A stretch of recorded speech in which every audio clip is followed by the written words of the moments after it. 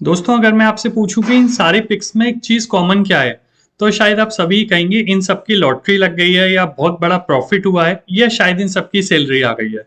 जी हाँ दोस्तों, हम सभी जानते हैं कि जनरली जब सैलरी क्रेडिट हो जाती है आपके अकाउंट में, तो हम सभी बहुत इम्पल्सिव बाइंग करते हैं। यानी बहुत सारी चीजें ऐसी होती हैं जो नहीं भी खरीदनी होती, पर जब अकाउंट में पैसा दिखता है तो आप उन्हें बाइंग कर लेते हैं, और जिसको कंपल्सिव बाइंग बोलते हैं।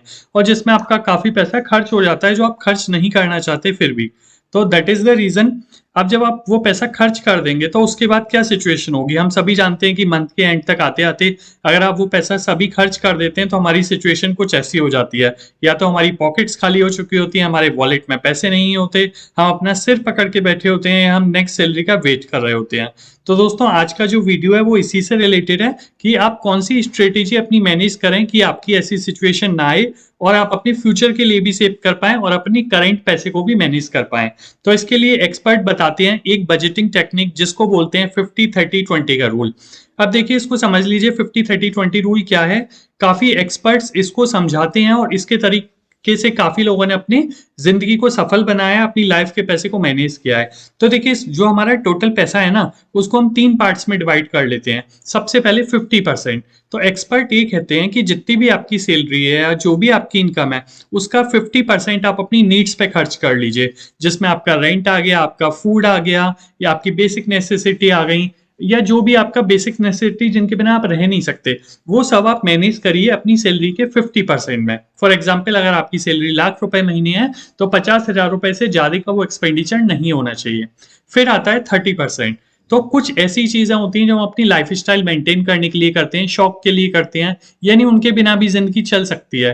बट आप अपनी लाइफ जीते हैं, एंजॉय करते हैं, एक ही बार लाइफ मिलती है, तो that is the reason expert कहते हैं कि आप अपनी सैलरी का 30% अपनी वांट्स पे खर्च कर सकते हैं।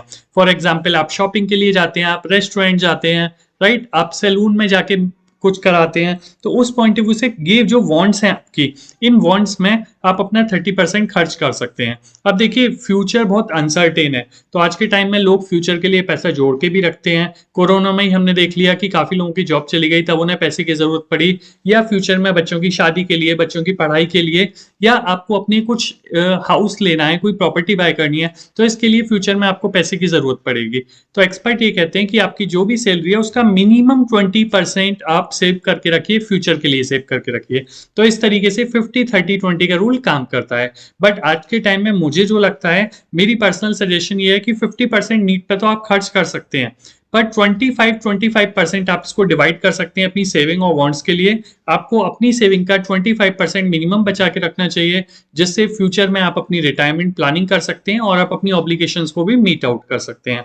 तो वीडियो पसंद आया हो तो हमारा चैनल अंकित फाइनेंस क्लब आप लाइक कर सकते हैं, सब्सक्राइब कर सकते हैं, और ये वीडियो ज्यादा से आए लोगों के साथ शेयर कर सकते हैं, जिससे सभी को फाइनेंशियल लिटरेसी में काफी हेल्प मिलेगी। Thank you.